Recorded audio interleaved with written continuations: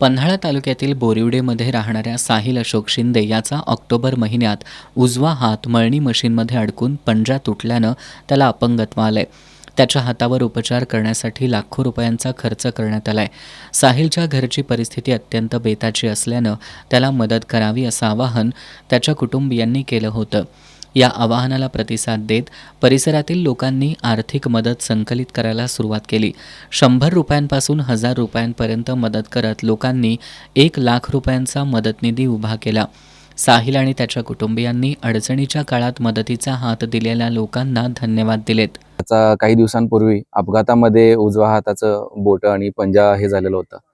तर त्यासाठी आपण सर्व माध्यमातून एक मदतीचा हाक पुकारलेली होती सर्वांना.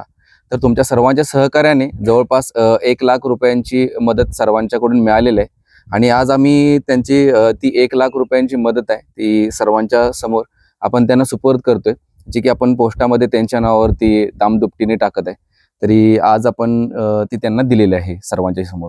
समाजातून संकलित झालेली रक्कम साहिलच्या पोस्टाच्या खात्यात जमा करून त्याच्या खात्याचं पासबुक साहिलकडे जमा करण्यात आलं. निधी संकलनासाठी गावातील महादेव शिंदे आणि इतर लोकांनी महत्त्वाची भूमिका पार पाडली.